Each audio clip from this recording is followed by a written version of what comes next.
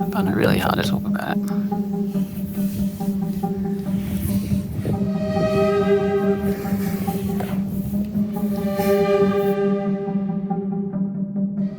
You know, everyone here in that studio is here for a cause. You could call it a cause, it's a reality, it's something that's more important than us. Children should not be dying from want in a world of great excess. And so that is something that I think is an indictment on the whole country, but it's also something that sadly is actually really easy to fix. Everything you need is in your culture. Cut.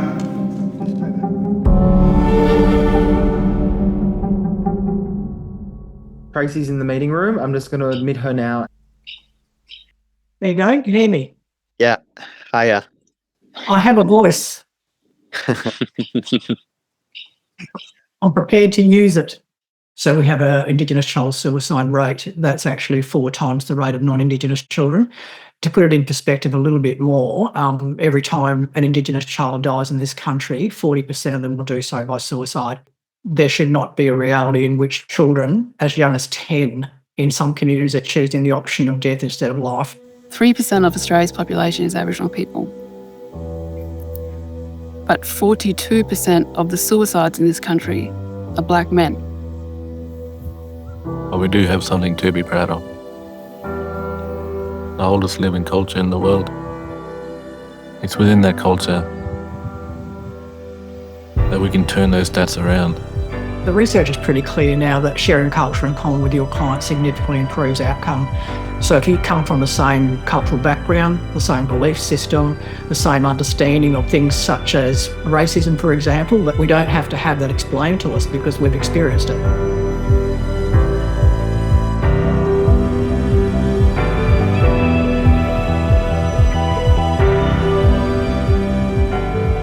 I think the thing I love about Jingili is it started off as frustration and it's turned into optimism. It was just me basically getting frustrated with the lack of Indigenous psychologists and access to treatment services that our most vulnerable communities struggle with. If we had 30 Indigenous psychologists in the Kimberley, we wouldn't be talking about suicides in the Kimberley anymore. If we had 30 Indigenous psychologists in Alice Springs, we wouldn't be talking about the issues in Alice Springs anymore. This is my path. And I'm giving up. This is the moment, and this is my path. And cut. The lifespan of this project has been more than a year of consultation and collaboration with incredible people in the First Nations community. Creatives, mental health advocates, psychologists, everyone coming together in the service of a project, Change Direction, which is about changing the direction of the future of mental health for Indigenous Australians. The Change Direction film is based on a palindrome poem. It can be read in both directions. The first read is a look at the trauma our mob face. The second iteration is the same words, except it's drawing on themes of cultural strength, power, community. I cried. I cried the first time I heard the poem. I'm not walking in the right direction. Nah, my country tells me I'm voiceless. It really came from the heart. And I felt a massive connection as an Indigenous man. I just knew instantly on reading it, seeing it on the page, that it was something really powerful and something that we wanted to help bring to life. You got taken into this story, so you actually had that sense of what it actually feels like to be an Indigenous person in this country with all of these things around you in terms of the external narrative about what your identity should be. And there's so much negativity often attached to it with the public discourse. And then, of course, what happened at the end is it just switched direction. And it was about, taking ownership of your own identity, actually. What the narrative is about Aboriginal people is what we've always known. We are the world's oldest living culture. There has to be resilience in that.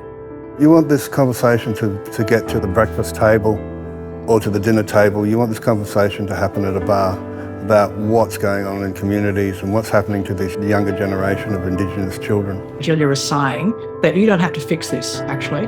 We are putting our hands up to be front and centre of the most complex issues in our most vulnerable communities, and all you have to do is get behind us. This is my path, and this is the moment I'm going to keep fighting. And I think the thing that I love about Aboriginal people is that we are eternal optimists because we have had so much trauma inflicted upon us, and yet every single day we still get up, fight the good fight, and hope that things are going to be better for not only ourselves but also for our children.